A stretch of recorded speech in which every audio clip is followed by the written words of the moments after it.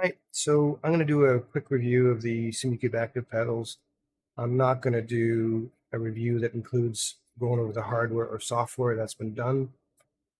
I'm just here to give you my impression. Are they good? Are they worth the money? Uh, and as a way of background, I've paid for both these pedals. Unlike most reviews I've seen where somebody gets a free pedal and another one at a discount, I've paid for these. And so I think my opinion is a bit more frank and honest.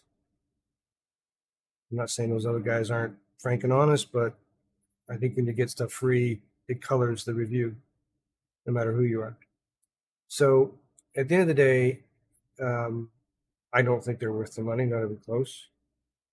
Are they a little better than the VRS pedals? Maybe. Not any faster with them. And there might be an issue with the ABS in terms of my performance. I'll talk about that in a minute. So by way of background, I've had a lot of different pedals. I've had using Phelps, Ultimates, I've had VRS, still have VRS. I've had hydraulics like Simtag and Aztec. I've had, I can't remember all the pedals I've had, but I've had a lot, so I've got some perspective. Anyway, the VRS pedals have been the best pedal I've tried to date. The feel of them, I've been able to easily determine the brake limit. When you're trying to reach that just above or into slightly the ABS to maximize your braking. I find it easier with VRS than using Phelps. The throttle on the HE was better, but the throttle on the VRS is good enough. Anyway, so it's been a good pedal.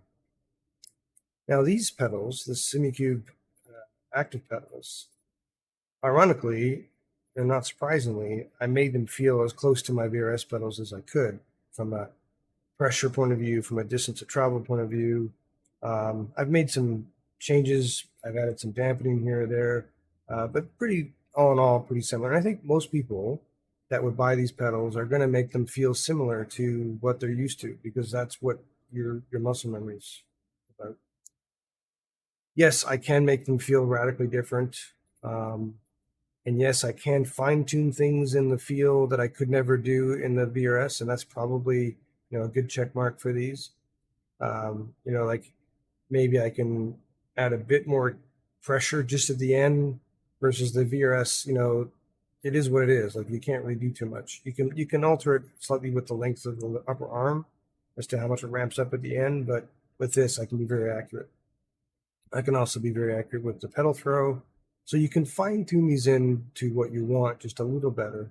But at the end of the day, I am no quicker with these than I am with the VRS. So let me come back to the ABS. So the ABS was the main reason why I wanted to try these, because I felt that might be helpful. And it still might, but I have a concern. And what I've found is that in GT3 cars and iRacing, you want to be just slightly in the ABS, not below it, to get the shortest braking distance. A lot of people are talking about you don't want to be in the ABS. Well, I found that you want to be just, in it, and maybe just, in, out, just ever so slightly in it to really get the shortest braking distance. Now, that may be wearing out your tires a bit. So, being below it, maybe you have slightly longer braking distance, but you'll be better on the long runs. So that's maybe a positive towards having this ABS feel.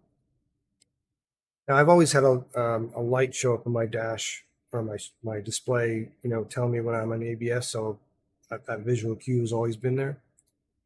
So that's what I've used to know if I'm in or out.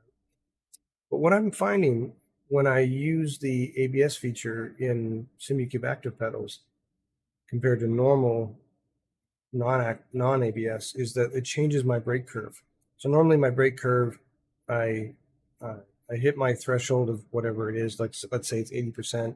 I get a very flat line across, and as I trail off into the turn-in, but the point is that top line, it stays flat. Versus with the active pedals with ABS on, I hit the threshold 80%, and then I feel the ABS, so I naturally back it off a bit, and so it drops down a bit. It stays relatively flat afterwards, but it does drop down. And do I have maybe an example? I don't have an example to show it, but anyway, the bottom line is that instead of being flat across, it goes up, it drops down, and what that I'm finding is it's actually making my braking a little bit longer. Now, it could be I just need to stay in the ABS and just deal with that pulsing, but I find that a bit distracting. So I'm not sure if it's good or not. Now, potentially the biggest benefit of me dropping below is, despite having a slightly longer braking distance, it might preserve my tires better. Long runs, especially when you're doing full fuel 1 hour runs, it might actually make a difference. So in endurance racing, it might be helpful. I haven't tested that, so maybe I'll make another video on that later. But at the end of the day, VRS pedals are about $1,000 Canadian, and these are about 6,000 Canadian. Give or take some rounding, but they're definitely not 6 times as good. I would say they're maybe 10% better. So if you could buy, now mind you, I bought both pedals. I bought the throttle and the brake, which throttle, just buy their other one, the one that they released recently, which is not available yet. Just buy that. If you buy the active pedal, just make it the brake one. And if they priced it at $1,500 for the brake and $300 for the gas pedal, the throttle, that to me would be a value point that would make sense for this. But at the price point they're charging now, which I get why they're doing it, because that's what it costs them, I guess. It's not even close to being worth the money. Not even close. It's maybe it's a small incremental value, and the value is not in pace. It's only in, you can just make the feeling just a little better than what I already have. So, I paid for it for my own money. Would I do it again? Absolutely not. And I still think it's cool that Simucube has done this. I think the technology is in its infancy and it will get better. I'm hoping that over time there'll be more integration directly with the telemetry from iRacing that will make these better, and I hope the effects will get better. And hopefully over time I'll see more value out of it. Like I said, I may see the true value of these pedals being in endurance racing. It may preserve my tires more, and if that's the case, then that's definitely a plus. But for most of what I do, which is mainly sprint racing, definitely I don't see the value in them. I really don't. Anyway, hopefully that gives you some feedback that you probably aren't hearing from many other sources. And again, I pay for these, unlike the other reviews that you've probably seen. Cheers.